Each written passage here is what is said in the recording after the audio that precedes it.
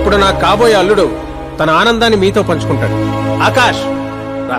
నాకు తెలియట్లేదు. మర్చిపోయాను. అందరికీ నమస్కారం. ఒక మధ్యతరగతి వాడిగా నేను కల్లో కూడా ఊహించిన రోజు ఇది. ఒక రాష్ట్ర హోంమంత్రి గారు నన్ను తన్నింటి అల్లుడిని చేసుకుంటున్నారంటే ఈ ప్రపంచంలో నా అంత అదృష్టవంతుడు ఎవ్వరూ ఉండరు. కానీ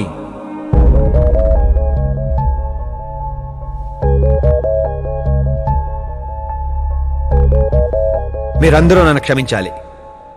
దేనికిరా? నేను ఇదివరకే నా మనసు ఇంకొకరికి ఇచ్చాను. ఆ అమ్మాయి కోసమే బతుకుతున్నాను. ఆల్రెడీ పెళ్లి ఫిక్స్ అయిన అమ్మాయిని నాకు ఇచ్చి కట్టబెడుతున్నారని మనసులో ఏదైనా ఉంటే చెప్పు. అంతేగాని పిలిచి పిల్లనిస్తానంటే నాకు ప్రేమ ఉంది, ప్రేమించిన అమ్మాయి ఉందని అబద్ధాలు చెప్పమాకు. మీరు అపార్థం చేసుకుంటున్నారు సార్. ఇవి అబద్ధాలు కావు, నిజాలు. నువ్వు ఎవరితో ఏం మాట్లాడుతున్నావు అర్థమవుతుందా? హైదరాబాద్ నమ్మికొని ఆస్తి అక్కడ హోమ్ మినిస్టర్ మ్యాచ్ అయ్యా. పెంకుటింట్లోంచి వచ్చి మినిస్టర్స్ కాలనీలో పడతావు.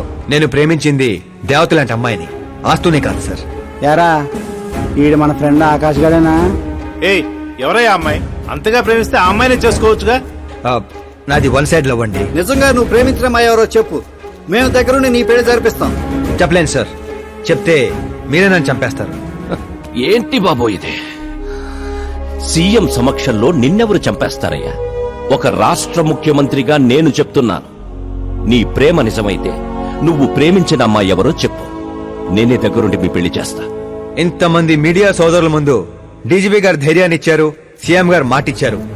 తను ఎవరో చెప్పేస్తా. నేను ప్రేమించిన అమ్మాయి మిస్ మీరా, మన రాష్ట్ర ముఖ్యమంత్రి గారి ఏకైక కుమార్తె.